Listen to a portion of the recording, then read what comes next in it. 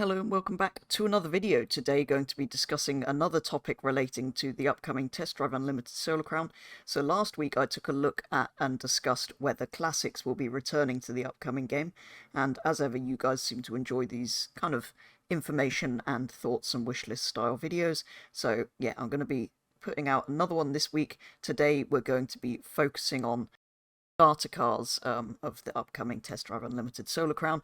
Obviously nothing is confirmed, these are just some kind of educated guesses about the kind of cars that we might get, what they might be, and why I think what I think, as well as asking you guys what you think, and whether you think similar cars will be the starter cars. So when I say starter cars, what I mean is the first three cars you get in the game. Generally, racing games have a choice of three when you first start, of very cheap cars that you start out with and then you work your way up, which both previous Test Drive Unlimiteds have done, as well as games like Forza, which offer similar sort of thing. So assuming there are three, which is the usual sort of number, let's take a look and discuss what kind of things they might be. So, the best place to start, if we're making an educated guess as to what the starter cars might be, is by taking a look back at the previous games and the cars that they gave us as options to begin with in there. Starting, of course, with Test Drive Unlimited 1, the first Test Drive Unlimited game, which had three starter cars if you played on PS2 or PSP, which were the Alfa Romeo GT V6 from 2003 at $38,000, the Ford Mustang GT from 2005 at $37,500, and the Saturn Sky Roadster from 2006 at $23,000. If you played on PC, the Mustang wasn't an option, and the Saturn was cheaper. But in addition to those, you had two other cars to pick from: the Audi A3 Quattro from 2005 at $37,000, and the Audi TT Quattro, also from 2005, at $42,000. So on PC and Xbox you could pick from one Italian car, two German cars, and an American car, and on the PS2 and PSP you could pick from one Italian car and two American cars, the prices of these averaging out at $35,500. Test Drive Unlimited 1 starter cars were all new-ish cars, whereas as we move on to Test Drive Unlimited 2, this changed things up by giving us a choice of used classic cars from the new feature of the used car dealer, which again I'm hoping will return for this upcoming game.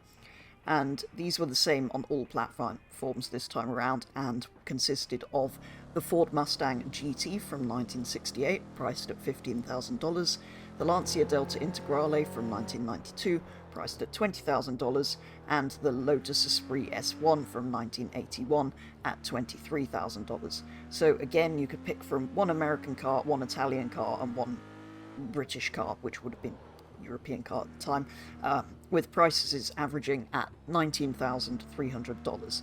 So those are all of the cars we've seen in the past, so that's a good starting point to make some guesses at what could be in the upcoming game.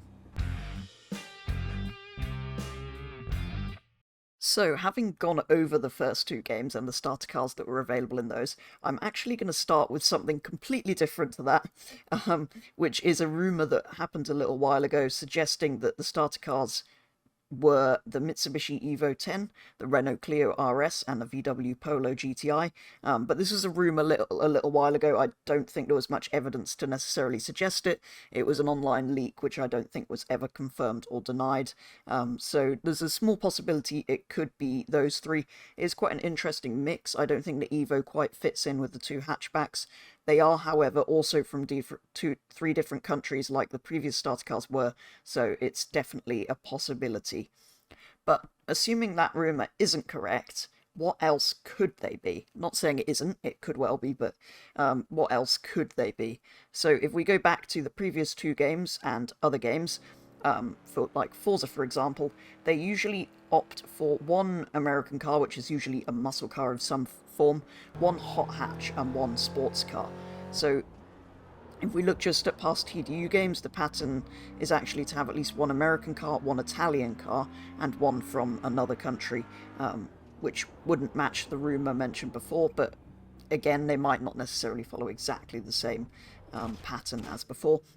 The only question is really whether they'll go for modern cars as per the first game, with a low-end A6 and A5 kind of category vehicle, or as per the second game with C4 category classic cars.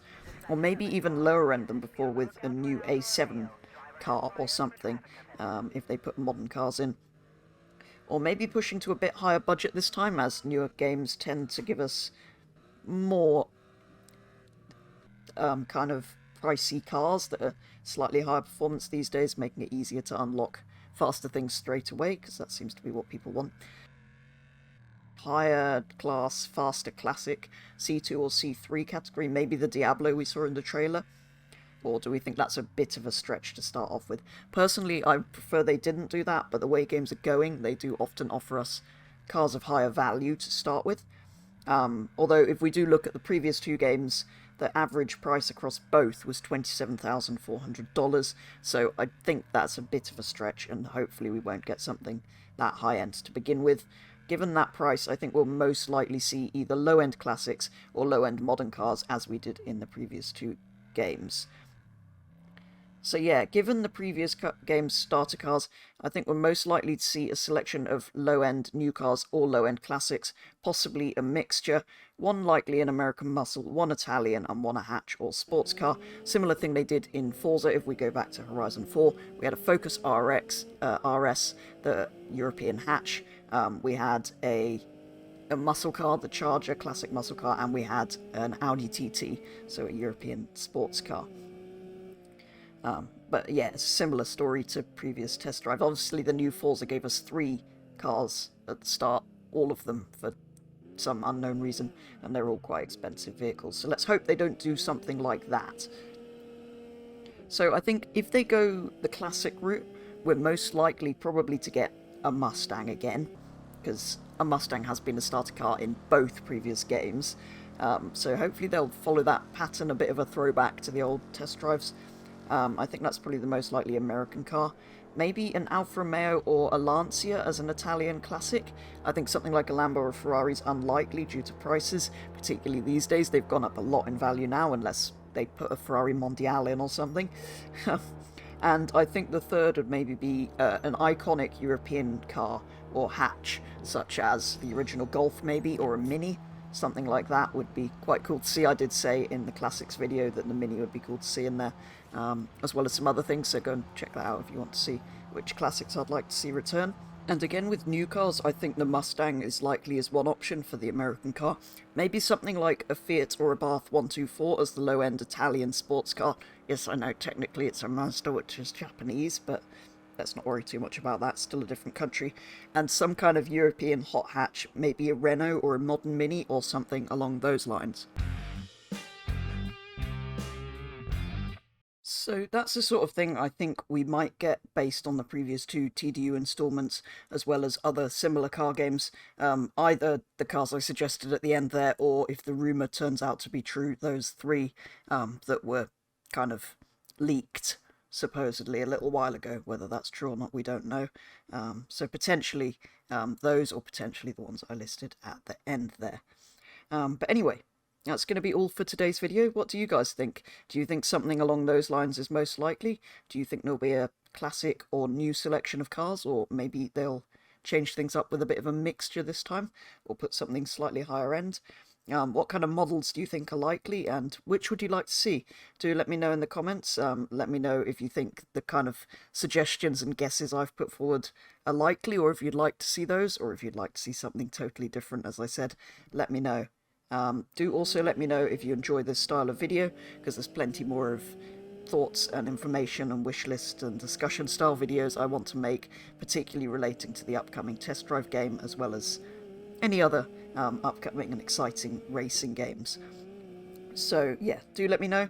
But for now, that is going to be all for today's video. Hopefully you are enjoying these kind of return to the informational style ones. But yeah, that is going to be all for a discussion about what I think the starter cars might be in the upcoming test drive game. So thank you very much for watching, and I'll be back with the next video very soon.